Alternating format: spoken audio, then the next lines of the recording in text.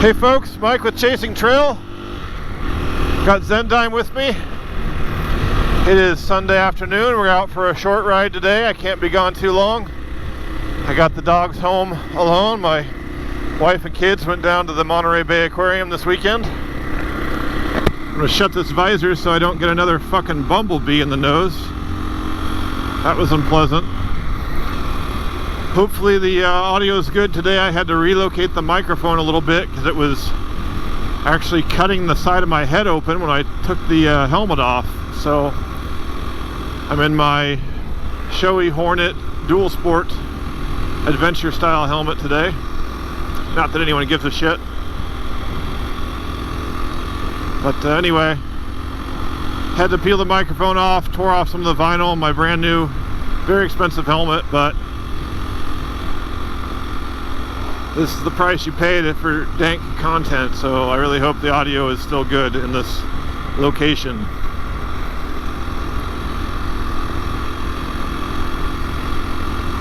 So we're gonna head out Clear Creek Road, which is right over yonder, right there, and head out to, right up halfway up Muletown Road, then go out to Whiskey Town, right out around there. There's doing some kind of race or event at the dam this weekend.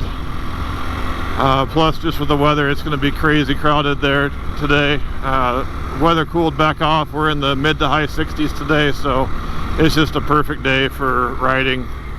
And yeah, going to be real crowded at the dam. So we're going to avoid it. Another thing I just learned that Zendime's Beta has that my KTM does not is a grab handle on the rear fender, making it very easy to reach back, grab it, and spin the bike around or lift the rear end. He's able to just pick it up and spin it around, no problem. It's on the back side. You can actually see the finger holes where there's grooved, and you can cut out his, or you can grab the bike. The fender on this KTM feels like if I tried to lift it up by the fender, this whole thing would just snap off. So another big win for the Beta. That Beta is dope. For 100% stock bike, that is the best dual sport you can buy right now. Really good, awesome bike. And if I were buying new, I would definitely be looking at the Beta. I mean, I tried to buy one. I only bought this because I couldn't find one, and I got a really good deal on this KTM. With the deal I got on the KTM, even with all the upgrades and stuff I'm doing to get it set up just the way I want, I'm still would be right at the out-the-door price of the Beta. And that includes the one thing I still haven't received, which is the bigger gas tank, the Acerbis 3.9 gallon tank, which is still on back order. I followed up on that recently. It was supposed to be here at the end of March, and now they're saying end of April. So who knows? Supply chain issues still a thing.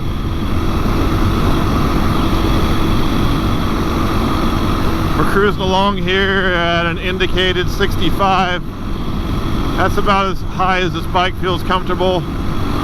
It'll go, let me catch up to him. So we're at 70. I mean, you can go in short bursts, but it starts to vibrate more.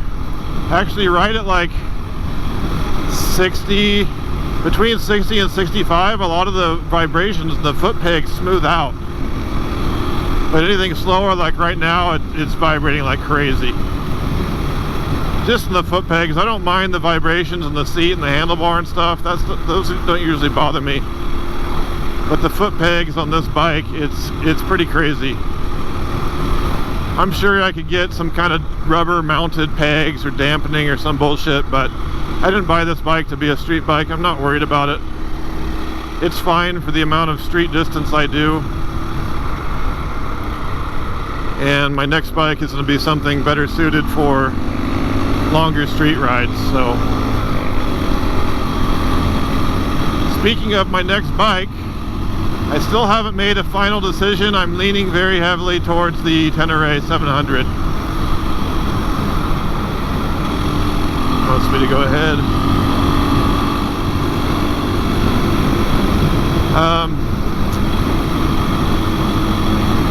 buy the Tenere 700. I've kind of already talked about a lot of the reasons. I think it comes the closest to checking all of my boxes. Two bikes come very close to check, well, fuck's sakes, 4 bikes check all my boxes. What up, Harley bro? You didn't leave me hanging.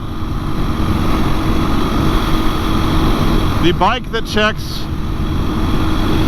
I think, literally every box I have is the Tiger 900 Rally Pro. It's the bike I wanted to buy before I bought the R1250R. I just could not bring myself to spend $20,000 on a motorcycle. I say that, and then I bought the R1250R, which was $20,000. The only reason I was able to do that with the R1250R was because of the financing and promotional price they had. It was a leftover 2020 model, so it was pretty heavily discounted, and they had a promotional financing offer of 0.9% for 4 years. And the way BMW's financing works is you pay for like half the amount over that 4 years, and then there's a balloon payment at the end. And so it kept the monthly payment to a level I was comfortable with, and then I was very confident that in 4 years I could save up enough to cover the balloon payment. It's pretty clever. It lets you get into a bike you can't really afford. So if Triumph had offered a similar program, I would have bought the Triumph, because even back then I thought that that was my perfect bike. It has everything I want. It's got the 21-inch front with tubeless wheels. It's got long travel suspension. It's got heated grips, cruise control, heated seat, every creature comfort you could imagine. It comes stock with skid plate and crash bars, and it's just a very well sorted machine. It's got just enough power. It's not super heavy. It's like my Goldilocks. Has everything I want. It's got a lot of riding modes and stuff. I don't care too much about those things. That's why the Tenere is appealing to me. I don't care about traction control and rider modes and all this other bullshit. The only thing I like to have is ABS, particularly switchable ABS. The rest of it I can live without. Cruise control is definitely really nice. I don't have to have it, but after having a bike with it, especially on a bike I intend to use for longer rides, it would be nice to have. So that's the first bike, but it's ruled out just because of the cost. It's too damn expensive. Next bike that checks all my boxes in terms of price, I said there was 4. No. Maybe it was only 3.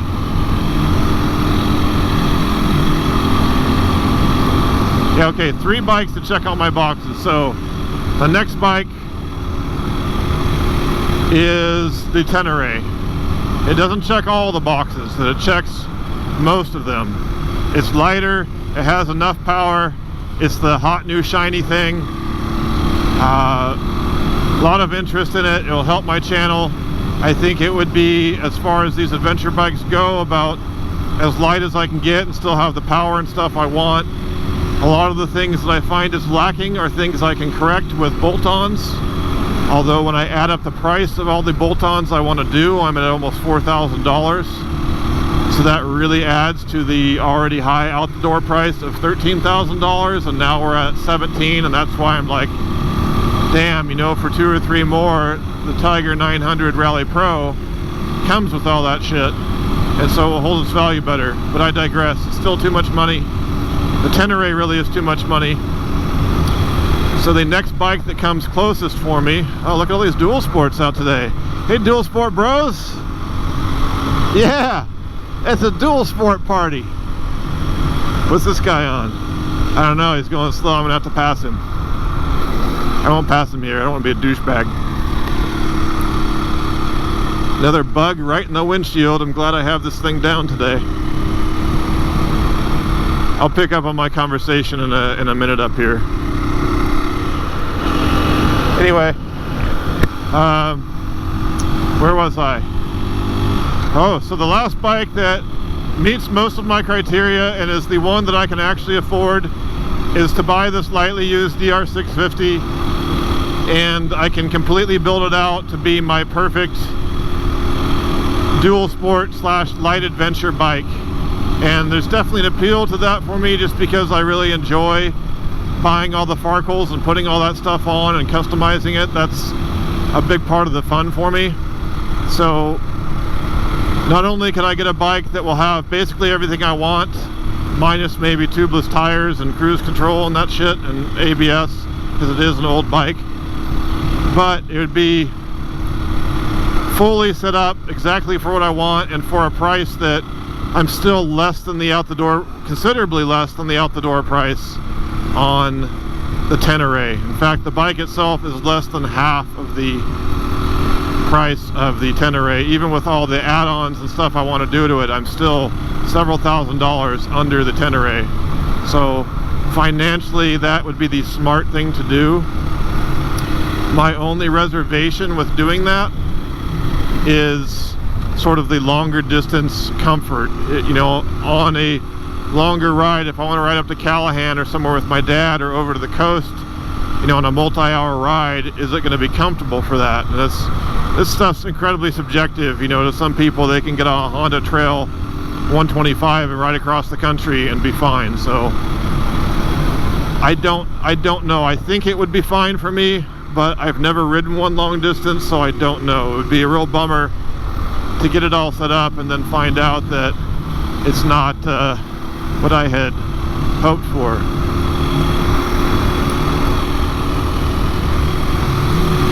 What I'm confident about is that because it's the dual sport style, which I enjoy so much and find so much fun, I know, and I've owned one before, I know I'm going to like it.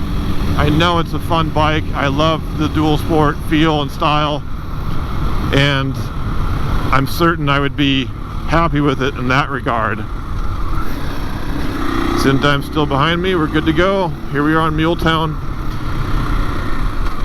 I think every one of my videos seems to include Muletown Road. It's probably getting old for people. Someday I'll venture out, but not this day. So the big debate for me now, aside from the financial aspect, if we ignore that and focus on what do I think is the right bike, is how is that Tenere going to feel? Some people say it feels like a tall, heavy adventure bike, and that is not what I want. I've ridden enough of those bikes now to know I don't like tall, heavy adventure bikes. They are brilliant on the road and on longer distances, but most of my riding is on stuff like this, these kind of backcountry roads. I do very little highway. I mean, I might do like Highway 36, but that's a renowned motorcycle road, stuff like that, where it's 55 miles an hour anyway. And it's more about all the twisties and curves and stuff than it is the, you know, going 70 or 80 miles an hour like on the freeway. I avoid the freeway at all costs. I'll take it if I have to, but it's just the least fun place to be on a motorcycle, aside from the snow. Snow's number one, freeway's number two.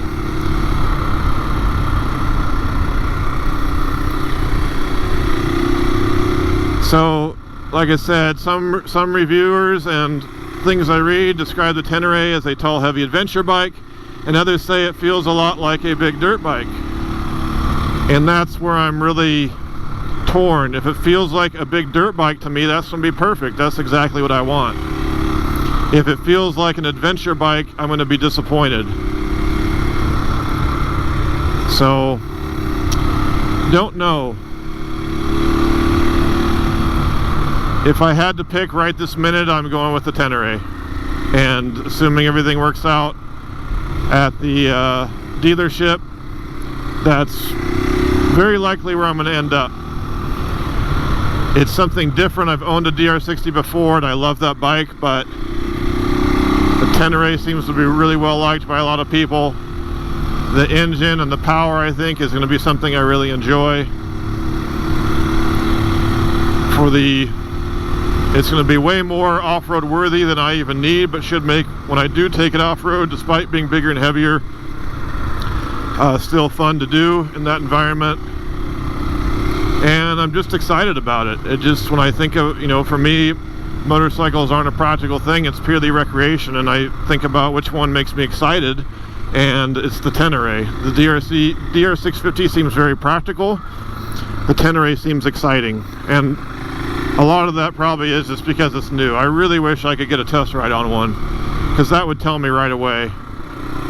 My recent experience with the Africa Twin, you know, all the stuff I'd read and videos I'd watched, as soon as I test rode it, it was so much different than what I had in my head or what I expected it to be. There's just no substitute for seat time. It's unfortunate that, at least in the area I live, you can't get test rides on bikes unless you happen to know somebody that has one and is going to let you ride it. I've only seen one Tenere in Reading. I talked to the guy for a while, but I wasn't about to ask a stranger to let me ride his bike, and he didn't offer. A few more years, once, you know, supply and demand presumably catches up, if it ever does. I'm not convinced we're ever going to get back to normal at this point. I think we're starting to feel the effects of just having a lot of people in the world and a lot of demand on everything. I don't want to go off on some whole or tangent, but I'm a little skeptical that things are ever going to go back to our perceived version of pre-COVID normal. That things just might be like this for a long time. In any case, if production does start to catch up on these Teneres here in the US, and you start to see them hit the used market, and you could find one that's already, you know, well set up for a bargain, that would be the smart thing to do. But as I've said before, I'm not a smart man, nor a patient one. It's just an absolutely perfect day today. Perfect temperature, gorgeous, blue sky. Roller coaster, woo! Yeah, feel your stomach drop every time. I know it doesn't look steep on the camera, but it is.